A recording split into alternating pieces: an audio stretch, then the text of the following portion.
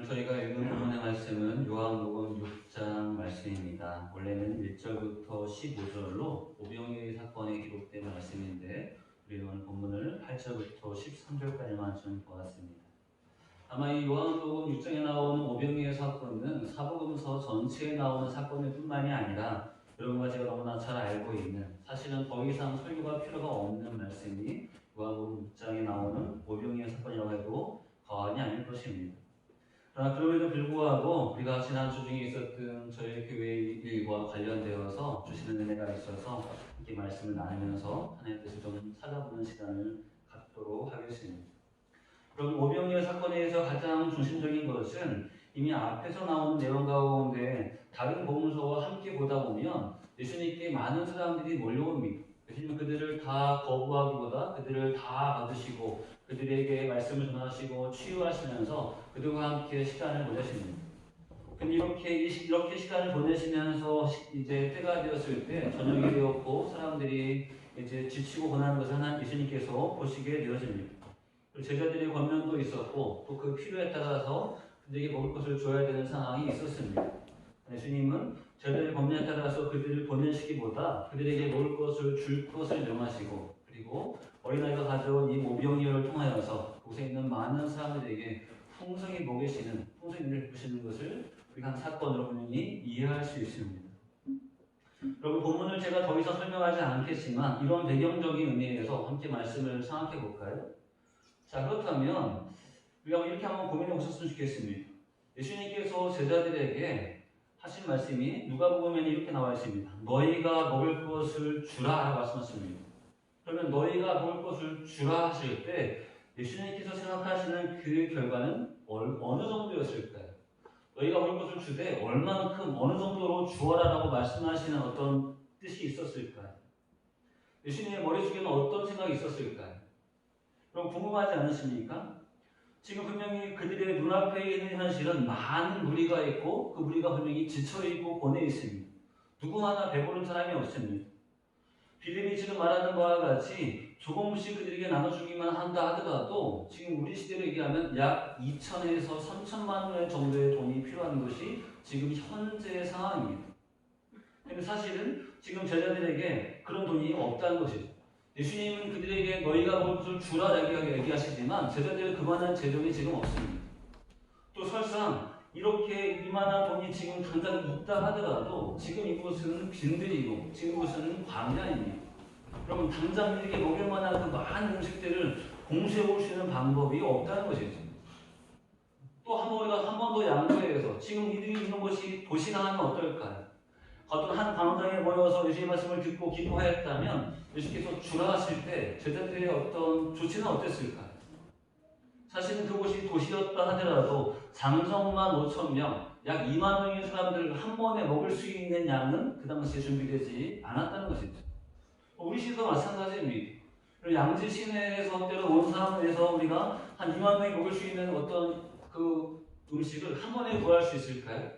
사실은 거의 불가하다는 것이죠. 그럼 가만히 보시면 예수님은 그들에게 너희가 먹을 것을 주라 얘기하시지만 제자들은 지금 할 수 있는 것이 아무것도 없습니다. 갖고 있는 것도 없고 갖고 있는 것이 있다 하더라도 조치할 수 있는 방법과 길이 없습니다. 몰라서가 아니라 그 필요에 대해서는 충분히 공감하는데 사실은 해드릴 수 있는 말씀대에 따라서 할 수 있는 것이 사실은 아무것도 없다는 것이죠. 그럼 또한 한번 생각해 보실까요? 예수님께서 제자들에게 너희가 먹을 것을 주라 하실 때 좀 전에 제가 드렸던 첫 번째 질문처럼 예수님이 생각하시는 정도는 얼마큼일까요? 빌립은 분명히 말합니다. 그들에게 조금씩만 나누어 주어도 약 200데나리온의 돈이 필요하다고 분명히 빌립의 계산으로 말합니다. 그럼 한번 생각해 보실까요? 우리가 2천에서 3천만 원인데 예를 들어서 한 2,500만 원으로 잡고 그러면 5,000명일 때 1인당 얼마가 들어갈까요? 1인당 5,000원 정도의 범위 내에서 음식을 제공해 줘야 하는. 그러면 2만 명일 때는 어떨까요? 제가 두드려 봤습니다. 1인당 1,250원이에요. 1,250원의 범위 내에서 음식을 준비해 줘야지 그것이 그 범위 내에서 살 수 있는 최소량의 양입니다. 그럼 여러분 1,250원으로 우리가 누군가에게 음식을 제공해 준다면 뭘 줄 수 있을까요? 우리가 지금 흔히 생각할 수 있는 빵 하나, 우유 하나, 귤 하나 이 정도면 얼마큼 나올까요? 제가 볼 때 대략 1,500원에서 1,800원 정도가 나와야지 그것도 줄 수 있는 범위입니다. 그 예수님이 야 너희가 먹을 것을 줘라고 얘기할 때 이 정도였을까요? 빵 하나, 우유 하나, 귤 하나 그 정도면 될 것 같아. 그 정도 줘 그렇게 하실까요? 우리는 알 수 없습니다. 주님이 아니기 때문에 주님께서 이 말씀을 하실 때 그분이 생각하시는 정도가 얼마큼인지 우리는 알 수 없습니다.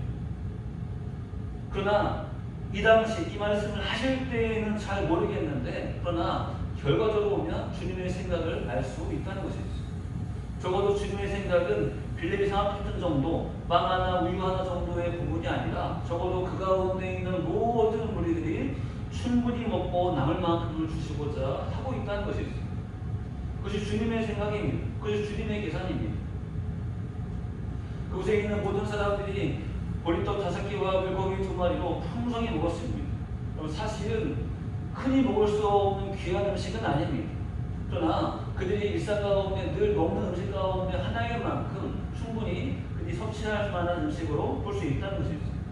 적어도 그들에게 주님께서는 그들이 굶주리지 않도록 아니 적당히 요기하고 그치지 않도록 그들이 필요에 따라서 충분히 부어주시는 일을 우리는 분명히 바라볼 수 있다는 것이죠.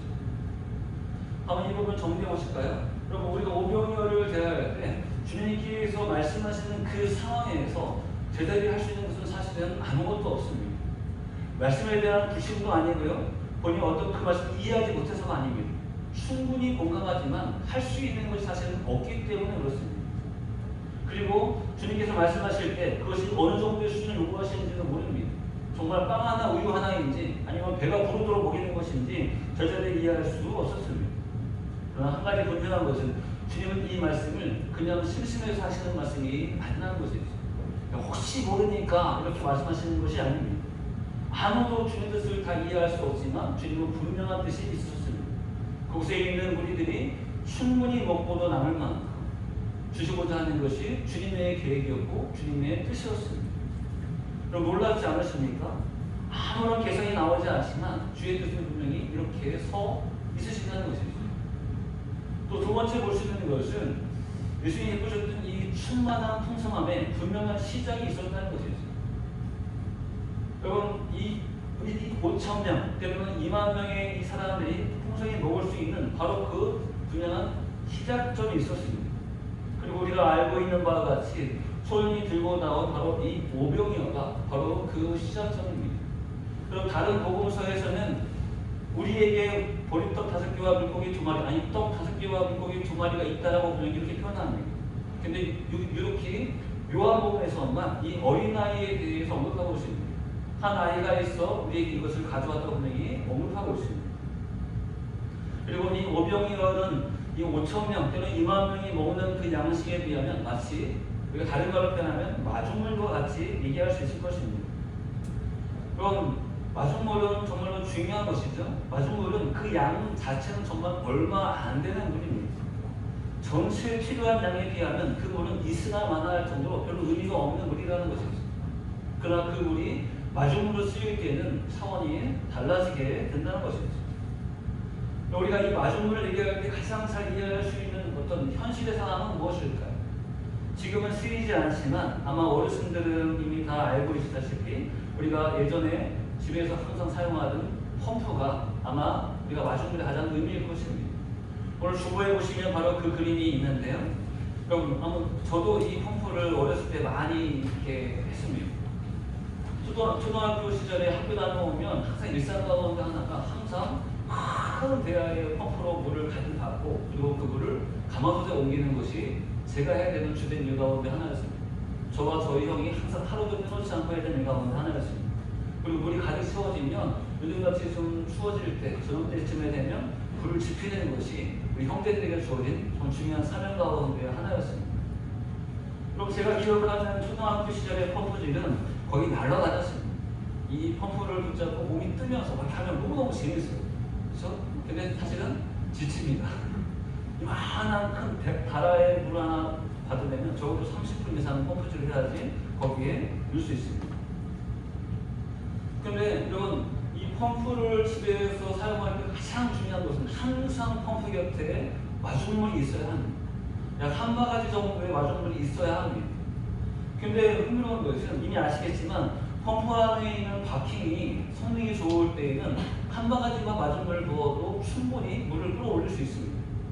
근데 많이 사용해서 안에 있는 펌프 안에 있는 그 바킹이 낡아지게 되면 사실은 마중물로는 한 바가지로 부족합니다. 어쩌면 더 많은 두세 배의 양이 필요합니다. 그리고 제 경험상으로는 쫄쫄쫄 도는 것이 아니라 두세 바가지를 한 번에 넣고 막 펌프질을 해야지만 간신히 물을 끌어올릴 수 있는 것이 그 펌프질이었다는 것입니다. 여러분, 사실은 옆에 있는 한 바가지의 물 얼마나 얼마나 의미가 있겠습니까? 전체 수량에 비하면 아무것도 아닌 것이 그냥 그 물의 전체 양입니다.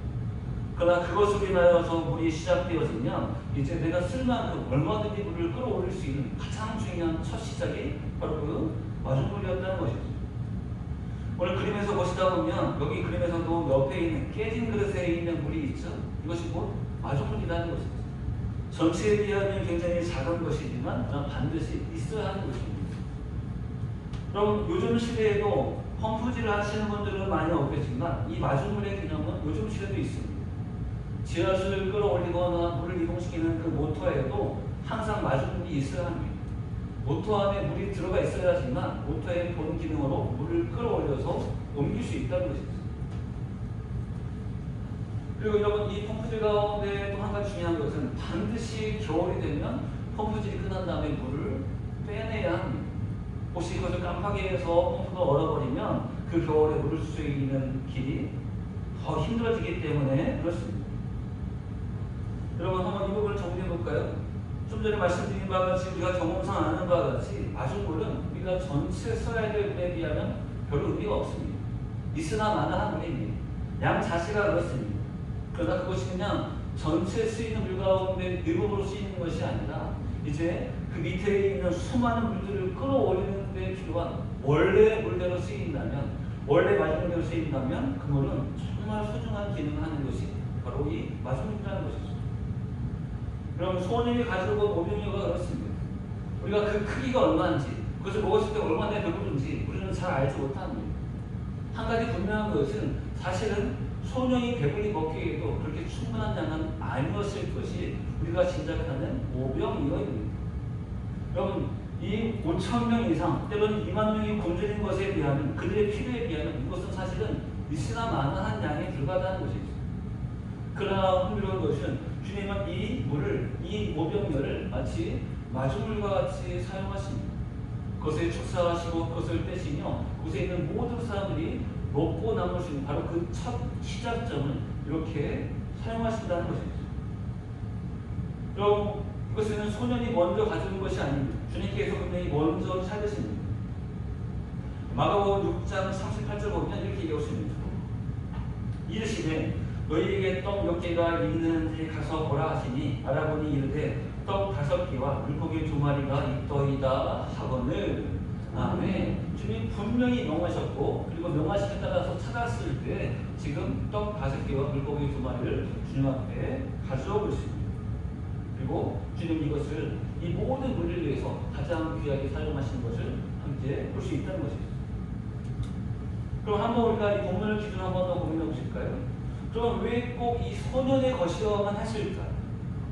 왜 소년이 꼭 이 싸움은 그것이어야만 했을까? 어쩌면 사실 누가 음식을 내놓아도 전체를 먹을 수 있는 것은 아니었을 것입니다.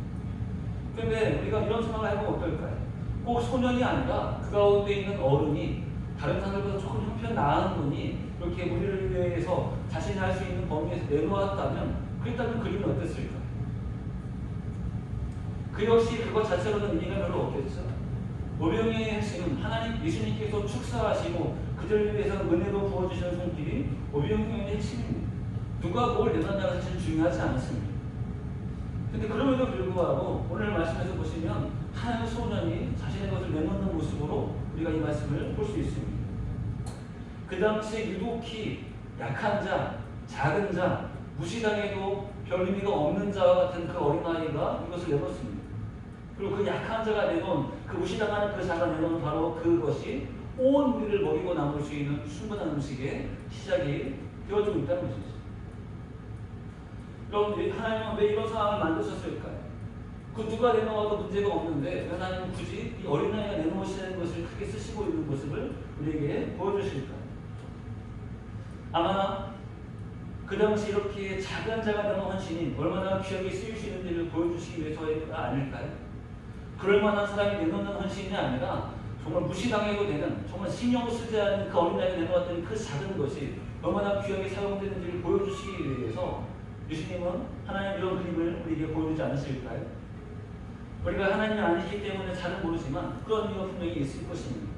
그럴 만한 자가 내놓는 헌신이 아니라 정말 연약한 자의 헌신을 얼마나 귀하게 받으셨는지, 얼마나 귀하게 쓰시는지, 그리고 그것을 통하여서 그 연약한 자를 얼마나 복주시 원하시는지에 대해서 우리는 그런 의미에서 함께 좀 말씀을 볼 수 있습니다.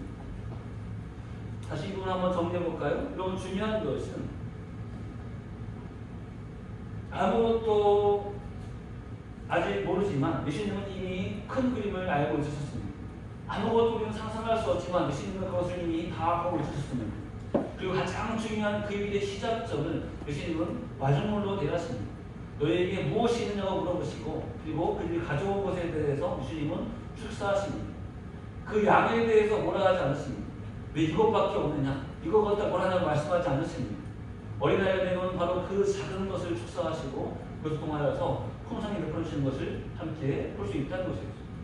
그럼 오병이어의 기적이 정말 놀라운 기적이고 하나님 은혜와 은총의 상징이지만 그러나 바로 그 시작점에 무엇이 있냐면 바로 마중물이 있다는 사실을 분명히 볼 필요가 있습니다. 여러분, 이것이 우리가 본문에 보았던 말씀의 부분입니다. 그럼 이 말씀 우리 한번 여러분과 저에게 한번 보실까요? 하나님은 그곳에 있는 우리들만이 아니라 이곳에 있는 우리들에게, 바로 우리 사학교에게, 여러분과 저에게 주시고자 하는 놀라운 계획이 있으시다는 것입니다. 그럼 너희가 먹을 것을 주어라라고 이해하실 때 그 말을 반대로 얘기하면 내가 너희에게, 내가 저들에게 차고도 넘칠 풍성한 것을 주겠다라는 말과 같은 말입니다. 나는 몰라, 너희가 알아서 해. 나한테 묻지 마, 너희가 해결, 이렇게 말씀하시는 것이 아니었다는 것이죠. 그럼 지난 화요일에 아시는 분도 있으시지만 모르시는 분도 있고 저희 교회에 한 가지 일이 있었습니다. 한번 사진 첫 장 한번 보실까요? 여러분, 숨은 그림입니다. 뭐가 이상한지 한번 보십시오. 뭐가 이상하셨어요? 불 안 끄셔도 돼요. 그럼 제가 사진을 옆으로 찍은 게 아니에요. 그렇죠? 십자탑이 틀어졌습니다. 이게 지금 화요일에 있었던 사건입니다. 여러분, 아무도 생각하지 않고 아무도 예상할 수 없는 일이 나왔습니다. 당장 조치하지 않으면 심각한 문제가 일어날 만한 굉장히 긴급한 상황이었습니다. 그래서 제가 이 상황을 보고 이제 우리 김 목사님께 연락을 드리고 상의해서 이제 119에 신고하고 그리고 이것을 철거하려면 시차과 관련된 업체를 알아야 되잖아요. 그래서 저희 시차의 목사님들 이렇게 카톡방으로 혹시 여기와 관련된 업체를 아시는 분들이 있는지를 여쭤보고 또 이제 이렇게 많이 문의를 했습니다. 119에서 와서 여러 안전 조치를 해줬는데 사실은 119에서 할 수 있는 것이 아무것도 없습니다. 뭐 이걸 해체해주거나 할 수 있는 것이 없습니다. 다만 사람이 다치지 않도록 이렇게 길을 막아주고 또 조치해주는 거였습니다. 또 시차의 목사님께서 또 연락을 주셔서 또 때로는 아시는 분들 연락을 주셔서 다행스럽게도 이제 십자탑에 대한 어떤 조치가 취해질 수 있었습니다. 멋있죠, 여러분? 근데 이 과정 가운데 굉장히 개인적으로 몇 가지 상황이 굉장히 감사하더라고요. 한 4가지 상황이 감사한데 보시면 여러분, 사실은 저와 사모는 잘 몰랐습니다.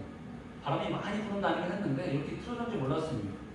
근데 우리 교회 성도가 아닌 우리 동네에 계신 어떤 어르신이 오셔서 이 상황을 알려주셨어요. 너 알고 있느냐고 알려주셨습니다. 그렇죠? 너무 감사하더라고요. 좀 아무도 모르는 일인데 알려주셔서 그래서 조치할 수 있도록 해주셔서 정말 감사하더라고요. 그럼 이 방향이 어디냐면 옆에 있는 빌라 방향입니다. 만약에 넘어지면 이 빌라의 옥상부터 굉장히 많은 부분을 파손을 주시는 상황이었습니다. 다급하게 그래서 이 빌라의 옆에 가서 이제 이 상황을 알려주셨습니다. 3층에 사시기도 하지만 그분이 빌라 주인이에요. 그렇죠? 그럼 어떨까요?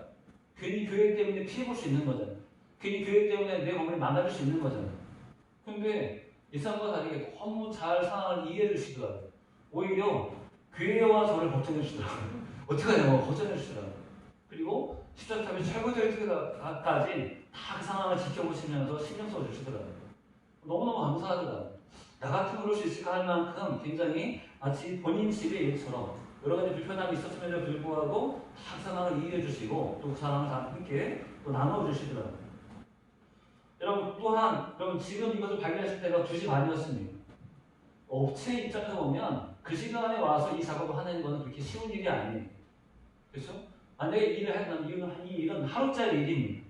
오전에 일찍 와서 일을 시작해서 오전 내 하루에 맞춰야 되는 것이 업체의 입장입니다. 근데 그의 상황을 듣고 본인에게 주어진 일정을 뒤로 미루고 그리고 일부러 우리 교회를 위해서 와주었습니다. 그래서 실제적으로는 4시 반에 일이 시작되었어요. 원래 오전에 시작되는 그 일이 4시 반에 시작되었고 그리고 마쳐질 때는 저녁 8시 반에 일이 마쳐졌습니다. 별로 좋은 일이 아니에요. 그렇죠? 근데 긴급하게 이 상황을 맞춰줘서 이렇게 와주었습니다. 이 연락을 취하고 업체가 오기로 한 그 시간이 약 20분 만에 모든 것이 다 결정됐습니다. 또 중요한 것은 이 업체를 불렀을 때 우리가 예상했던 일이 아니었잖아요. 준비한 어떤 재정이 있지는 않았습니다.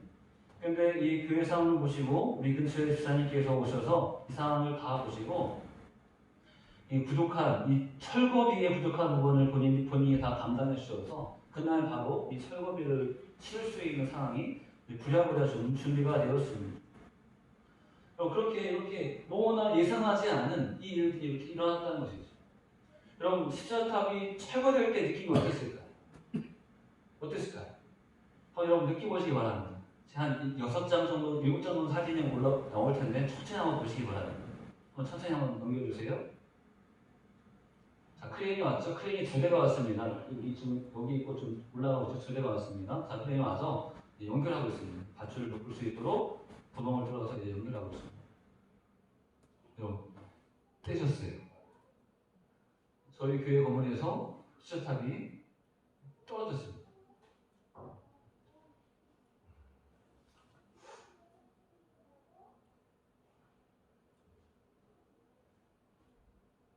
네, 거기까지인가요? 네, 거기까지 보시죠. 전사진까지만. 저는 이렇게 느낌이 굉장히 이상하더라고요. 이 수자탑이 이렇게 불이 되는 걸 보면서 2가지의 느낌이 있었습니다. 2가지 제 개인적인 어떤 마음이 있었습니다. 부정적인 부분과 안타까운 부분과 긍정적인 부분이 있었는데요. 안타까운 느낌이 이렇게 느끼면 이 수자탑 교회 건물에서 수자탑이 분리가 됐는데 제 개인적인 표현으로는 어떤 느낌이었냐면 마치 제 사랑하는 가족을 이제 장례를 치르며 막 절차를 다 밟다가 마지막 화장로에 들어갈 때 그리고 이제 그것을 보면서 안타까워하는 그 가족의 심령 같은 그런 느낌이 제 개인적으로 들었습니다. 그동안에 수없이 오랜 세월 동안 우리가 함께 있었던 거였고 그리고 이제는 다시 볼 수 없다는 느낌 때문에 그랬던 것 같아. 여러분 교회가 폐쇄되는 게 아닙니다. 교회가 무너지는 게 아닙니다. 그건 아쉬움의 의미에서 그런 느낌이 들더라고요. 이제는 우리 자아교회 상징했던 수자탑을 다시는 볼 수 없구나라는 마음에서 그런 아쉬움이 또는 그런 어떤 마음의 안타까움이 밀려오더라고요. 그렇죠? 근데 그 뒤에서는 이런 의미가 좀 긍정적인 의미에서 이런 느낌이 좀 들더라고요. 그동안 교회에 위해 세워진 수자탑이 결국 여러분과 저에게 부정적이지 않았습니다. 근데 사실은 그 안에 있는 뭐가 있냐면 그 안에는 위험성이 내재되어 있었습니다. 이 수자탑의 수명이 사실은 길어야 15년이라고 하더라고요. 근데 저희 교회 역사상 보면 대략 한 30년 정도가 됐습니다. 근데 수자탑을 분리하시는 분이 오셔서 말씀하시는 게 그 많은 볼트가 오는데 2개만 살아있었대요. 근데 2개도 너무 다행스러운 건 한쪽으로 몰려있지 않고 양쪽으로 있었습니다. 간신히 버티고 있었습니다. 우리가 알 수 없는 위험이었죠. 우리가 파악하지 못했던 위험이었습니다. 너무나 감사한 것은 하나님께서 이렇게 가장 적당한 때, 적당한 시기에 이것을 발견하게 하시고 그것을 지금 제거해 주신다는 것이죠. 십자탑이 위험한 것은 아니었지만 마치 건물적인, 상징적인 위험이 있었던 것 같이 우리 안에 있는 위험성을 제거해 주신 것처럼 느껴졌습니다. 그리고 바로 이제 그 제거한 그 터 위에 하나님께서 또 다른 새로운 것을 세우고자 하는 그 뜻을 저는 제 개인적으로, 성경적으로가 아니라 제 개인적으로 좀 느낄 수 있었습니다. 여러분, 우리가 수자탑 그동안 보험에서 어땠을까요? 항상 우리 교회 위에 있었던 것, 우리 교회의 상징, 누구도 뭐 저것이 띄워질 거라고 생각할 수 없었던 것이었습니다. 근데 어쩌면 여러분과 저의 신앙생활이 그러지 않았을까요? 거의 30년 정도의 시간 동안에, 아니 그보다 더 오랜 교회의 시간이 있지만 그 모든 시간 동안에 항상 부탁을 받아오면서 항상 거기에 있어야 하는 것, 이렇게 여겼던 것처럼 여러분과 저의 신앙생활이 마치 고정되어 있는 정도로, 이것이 그냥 나의 신앙생활의 전부이고 이렇게 변함이 없는 일정한 틀이 나의 신앙생활의 전부가 아닐까라고 생각했던 우리의 모습이 있습니다. 변화하지 않고 개혁하지 않고 바꿔지지 않고 그냥 그것이 그대로 익숙했던 여러분과 저의 모습이 있다는 것이죠. 하나님 마치 이런 사건을 통하여서 여러분과 저의 개인적인 삶에, 교회적인 삶이 어떤 큰 변화를 시작하시고자 하는 그 의지를 저는 좀 느낄 수 있었습니다. 이거 절대적으로 제 개인적인 사견입니다. 그래서 우리 교회로 가면 하나님이 주시고자 하는 은혜가 시작되는 어떤 무엇을 변화를 요구하시는 주의 마음을 좀 느낄 수가 있었다는 것이죠. 너무나 감사한 게 무엇일까요? 장마가 폭 있는 어떤 태풍이 몰아치는 폭우 가운데 넘어가는 것이 아닙니다. 그 모든 위기가 다 지나고 가장 적당한 때에 가장 적당한 날에 하나님께서 이것을 우리에게 발견하게 하신다는 것이죠. 위험이 요소가 아니라 우리에게 더 좋은 것을 주시기 위한 가장 첫 번째 단계로 위험했던 것들을 제거해 주신 것이 주의 손길이었습니다. 그리고 이것도 너무나 감사한데 주께서 여러분과 저를 위해, 우리 교회를 위해서 친히 마중물을 준비해 주셨습니다. 여러분 이것은 화요일의 사건이었습니다.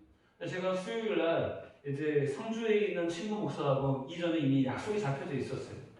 화요일 날 이렇게 일이 있었기 때문에 좀 어수선하지만 뭐 이렇게 목사님들을 만날 일정이 있었기 때문에 이제 함께 내려갔습니다. 내려가서 이제 사무랑 내려가서 함께 좀 교제하고 우리 교회 어제 상황을 얘기하면서 참 감사하다, 이렇게 위험했지만 잘 해결돼서 참 다행이다라고 분위기 이것들을 나누었습니다.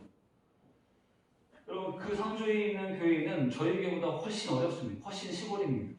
그렇죠? 근데 제 친구 목사여서 같이 함께 좀 같이 1년에 한 2번 정도 만나서 서로 교제하는데요. 이렇게 나누고 이제 올라왔습니다. 올라오는 길에 이제 사모님, 저희 사모에게 그쪽 사모님이 연락을 하시는 거예요. 문자가 뭐냐면 목사님께 알리지 말고요, 계좌번호 좀 알려줘, 이렇게 문자가 오는 거예요. 근데 저는 이해할 수가 없는 거예요. 왜냐하면 계좌를 알려달라는 얘기는 뭔가에 홍보를 한다는 얘기인데, 근데 그 교회는 그럴 상황이 아닙니다. 누군가에게 이렇게 붙여줄 수 있는 상황이 아닙니다. 그래서 사모도 저도 계속 긋고 이제 문자로 거부하고 괜찮다, 마음 너무 감사한데 괜찮다 계속 이렇게 미루었습니다. 한 4번, 5번을 문자를 밀었는데 집에 오니까 전화가 왔어요.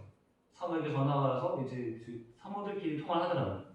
근데 이제 저희 아내가 나는 이제 더 이상 못하겠다고 목사님끼리 하고 살라고 해서 이렇게 하더라고요. 그래서 제가 이제 거기 성도에 있는 목사랑 통화했습니다. 그 목사 말은 이런 거예요. 사실은 본인들도 여유가 없는 그 목사님을 저도 알아요. 근데 얼마 전에, 며칠 전에 어떤 다른 단체로부터 후원이 얼마 들어왔다고 합니다.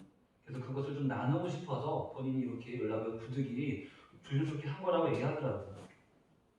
저는 그 교회 사정을 알기 때문에 계속 거부했지만, 근데 이 통화를 하면서 내가 이렇게 너무 거부하는 것이 예의가 아니겠다. 저 친구는, 저 목사는 항상 우리에게 받아야 되고 나는 항상 도와야 되는 위치가 아니라 때로는 동역자의 의미에서 그런 의미가 있겠다고 싶어서 저는 이렇게 제시를 했습니다. 그렇다면 지금은 얼마인지 모르고 얼마큼인지 모르겠지만 지금은 그 마음을 받겠다. 다음에 우리 교회가 또 통편이 돼서 도울 수 있으면 그때는 또 우리 교회 마음 받아라고 이렇게 통화했습니다. 그럼 제가 생각했던 그 교회에서 보낼 수 있는 금액은 사실은 많아야 5만 원, 더 많으면 10만 원입니다. 왜냐하면 그만큼 어렵기 때문에 그렇습니다. 다음날 아침에 이제 제가 알려준 계좌로 입금을 했더라고요. 근데 금액을 20만 원을 보냈어요. 근데 별거 아닌, 우리가 볼 때 20만 원 자체는 별거 아니지만 그러나 그 교회 입장에서는 정말 결코 작지 않은 돈입니다. 작지 않은 금액이에요. 근데 그렇게 우리 교회 이 상황을 듣고 하나님께서 마음을 주셔서 사모랑 상의하고 또 나누고 싶어서 보냈다고 하는 마음으로 보냈습니다.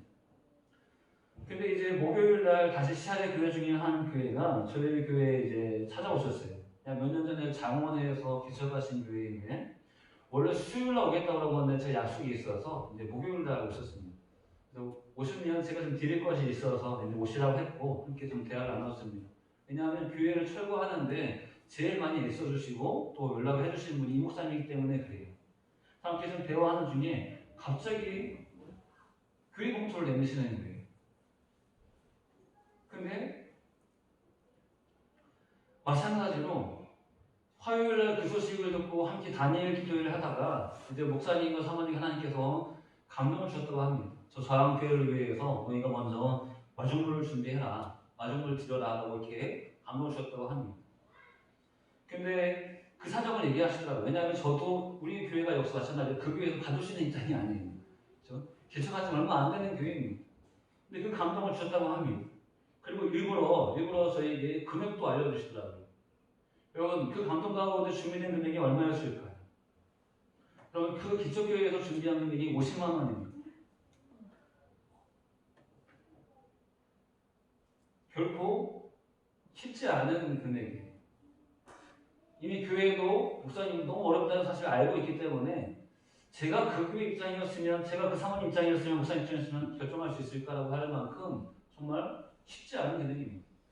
본인들도 고백합니다. 결코 우리한테 쉽지 않은 금액이다. 하나님께서 저항교회를 위한 마중물로 준비하라고 하셨기 때문에 기쁨으로 준비했다.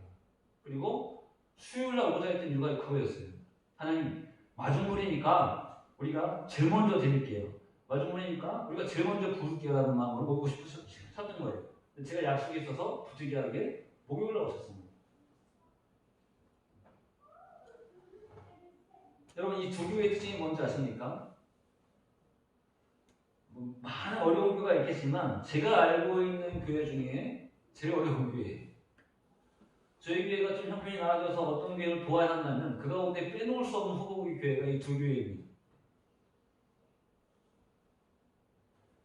근데 하나님께서, 우리는 아직 그 상황을 다 몰랐지만 이미 소식을 들었던 그 교회를 통해서 하나님께서 뭘 준비하실까요? 저항교회를 위한 마중물을 준비하세요. 그럼 마중물이 왜 필요할까요? 더 많은 것을 부어주기 위한 시작물입니다. 더 많은 것을 퍼내기 위한 시작물입니다. 하나님이 다른 교회에, 바로 그 교회에서 이것을 준비하신다는 것이죠. 아까 말씀드렸죠? 왜 꼭 어린아이의 것을 가져셨을까요? 좀 여유 있는 어른이 내놓으면 안 될까요? 여유 있는 어른이 헌신하면 안 될까요? 여유 있는 교회가 내놓으면 안 될까요? 근데 왜 가장 어려운 그 교회에서 이것을 준비하게 하실까요? 자신들이 쌓아놓았던 것이 아니라 간신히 때로는 다른 외부에서 도와준다고 들어왔던 그 물질을 왜 나눴어야만 했을까요? 저는 그 교회를 하시는 뜻도 있다고 생각이 되어집니다. 하나님 이것을 귀하게 받으시되, 그 헌신을 받으시되 그 교회마다 부어주시고자 하는 뜻이 있다고 분명히 생각이 되어집니다. 그러나 한 가지 더 놀라운 것은 우리가 아직 움직이지 않았는데, 우리가 아직 진작에 고민하지 않았는데 하나님은 이미 여러분과 제가 있는 이 저항교회에 마중물을 부으셨습니다. 내가 너희에게 충분히 주리라. 너희에게 1250원어치 주리라가 아니라 먹고 남을 만큼 부어주리라는 계획을 이미 시작하셨습니다. 여러분과 저의 상황을 보시기 바랍니다. 우리가 어디에서 뭘 나올 수 있을까요? 우리는 마치 빈들에 있는 제자들과 똑같아요. 필요는 압니다. 상황 아는데 사실 할 수 있는 것이 없습니다. 여러분과 제가 갖고 있는 것이 없고 우리가 할 수 쌓아놓은 것이 아무것도 없습니다. 아무것도 없어요. 보이는 그림이 없습니다. 근데 누가 뭘 보고 있으시죠? 주님께서는 그 그림을 보고 있으세요. 너희는 안 보이지? 난 다 보여.